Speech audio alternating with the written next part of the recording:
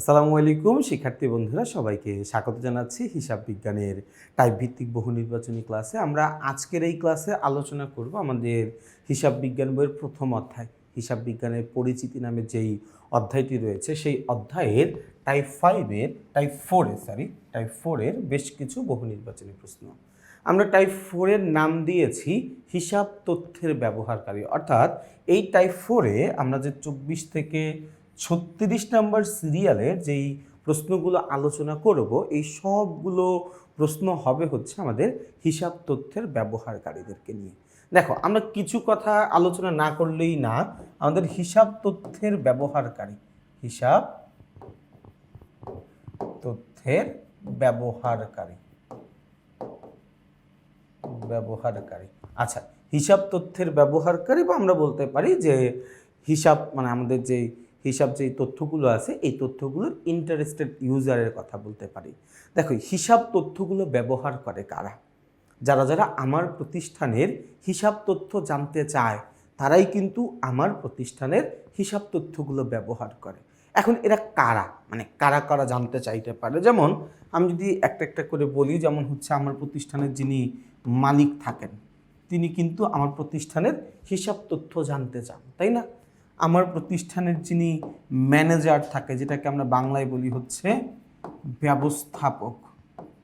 ব্যবস্থাপক অথবা ইংরেজিতে যাকে আমরা বলতেছি হচ্ছে ম্যানেজার, তিনিও কিন্তু আমার প্রতিষ্ঠানের হিসাব তথ্য জানতে চাইতে পারেন, তাই না? এরা ছাড়াও আরও অনেকগুলো পক্ষ আছে, যেমন আমরা বলতে পারি হচ্ছে কর্মকর্তার কথা বলতে পারি, আমরা বলতে পারি বিনিয়োগকারীর কথা বলতে পারি, আমরা বলতে পারি হচ্ছে ঋণ দানকারীর কথা বলতে পারি, ঋণ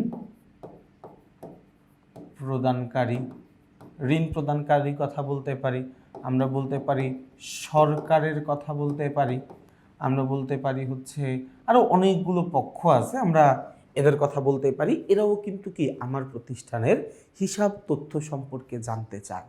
এই যে যারা যারা আমার প্রতিষ্ঠানের হিসাব তথ্য জানতে চায় তাদেরকে আমি বলি হিসাব তথ্যের আগ্রহী ব্যবহারকারী।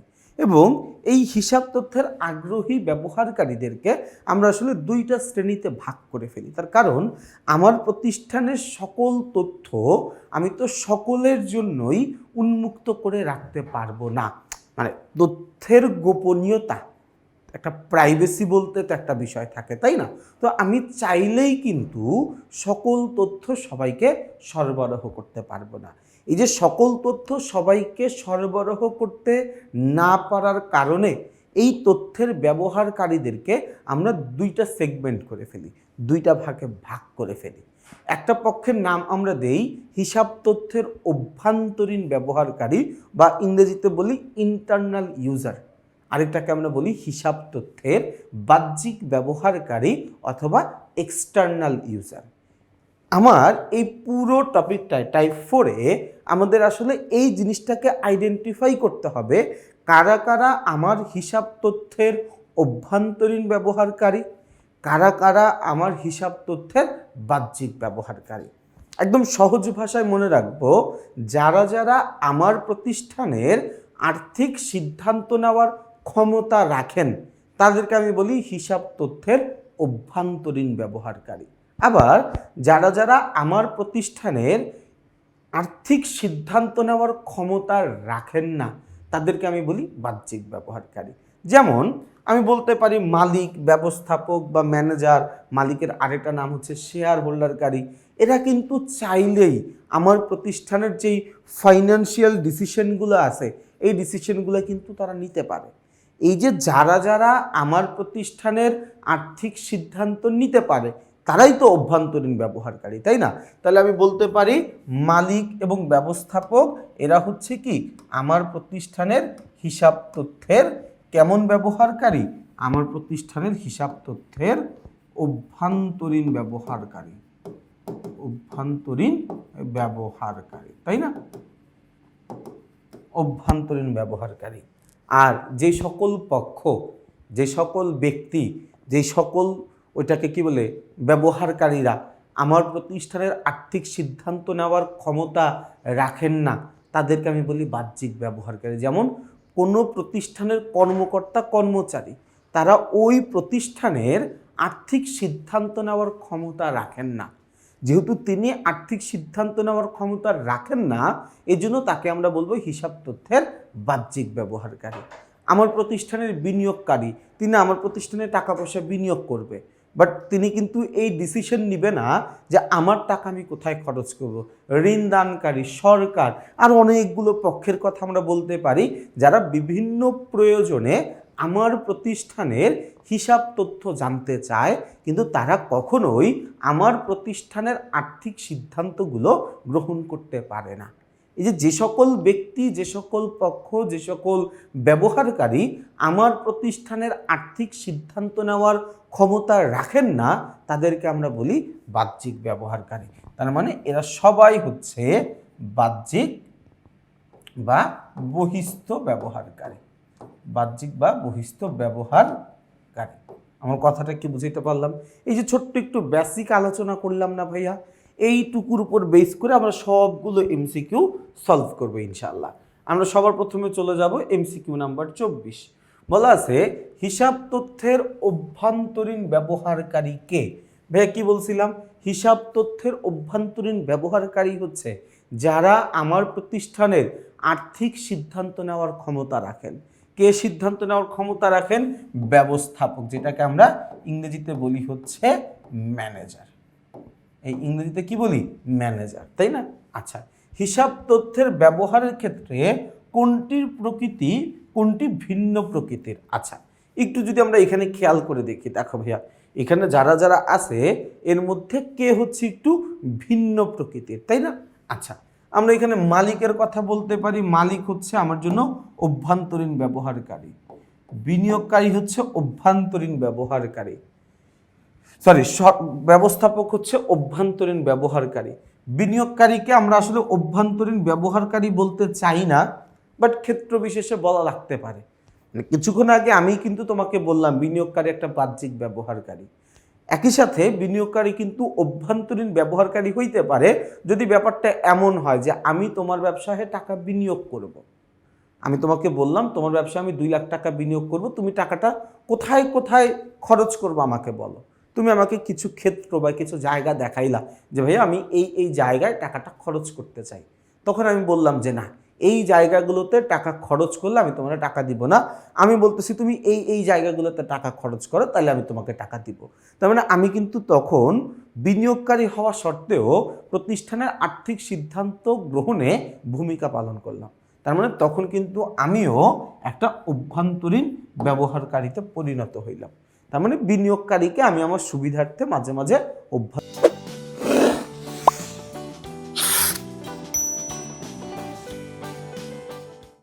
ব্যবহারকারী হিসেবে চালাই দিতে পারি, তাই না? আচ্ছা, তাহলে বাকি থাকে কে? সরকার। সরকার আমার প্রতিষ্ঠানের বাহ্যিক ব্যবহারকারী। হিসাব তথ্যের কি ব্যবহারকারী? বাহ্যিক বা বহিস্থ ব্যবহারকারী। তাহলে কোনটি ভিন্ন প্রকৃতির? সরকার। কারণ বাকি 3টা অপশনের 3টাই অভ্যন্তরীণ ব্যবহারকারী, শুধুমাত্র সরকার একা বাহ্যিক ব্যবহারকারী। আচ্ছা, এর বলছে একটি ব্যবসায়ে তথ্যের অভ্যন্তরীণ ব্যবহারকারী কে? দেখো, হিসাব তথ্যের অভ্যন্তরীণ ব্যবহারকারী কারা?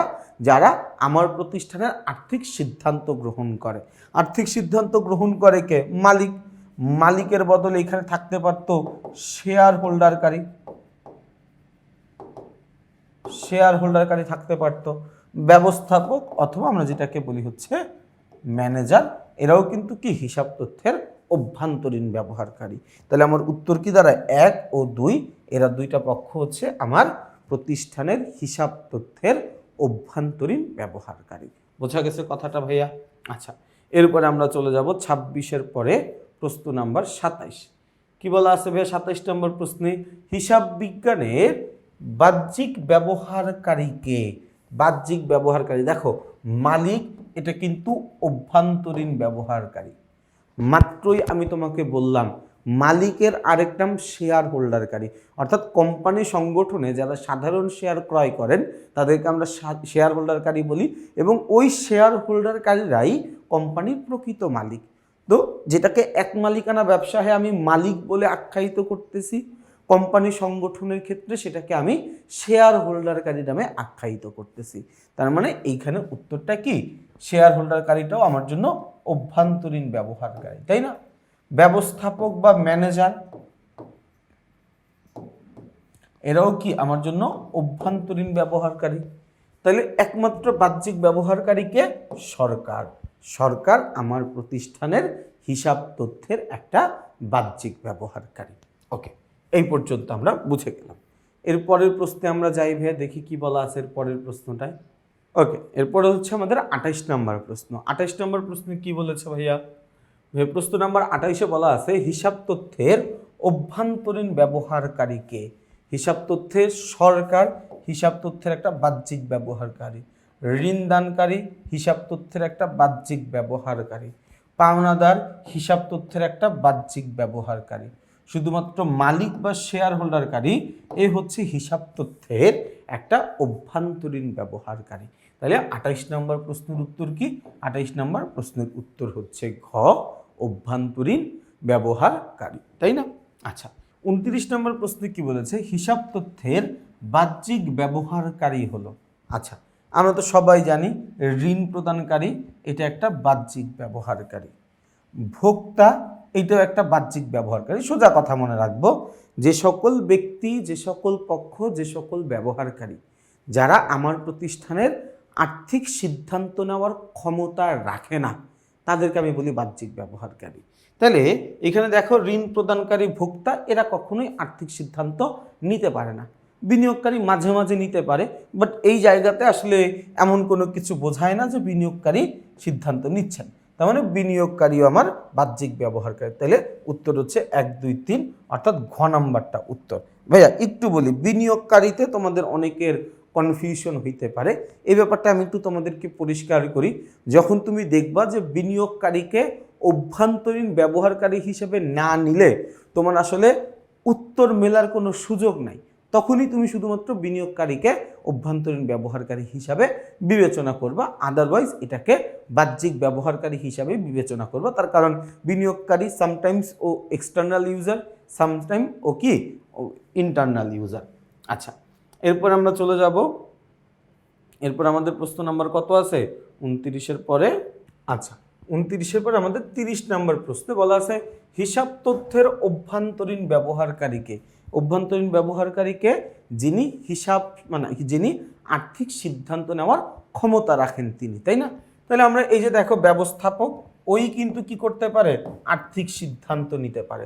তাহলে ব্যবস্থাপক অভ্যন্তরীণ ব্যবহারকারী, বাকি যারা আছে তাদের সবাইকেই আমি চিনি, আমরা চিনি, তারা সবাই কি আমাদের জন্য বাহ্যিক ব্যবহারকারী, তাই না? আচ্ছা, আবার দেখো আরেকটা প্রশ্ন, হিসাব তথ্যের অভ্যন্তরীণ ব্যবহারকারীকে। এই যে দেখো ব্যবস্থাপক আছে, তাহলে ব্যবস্থাপক হচ্ছে অভ্যন্তরীণ ব্যবহারকারী।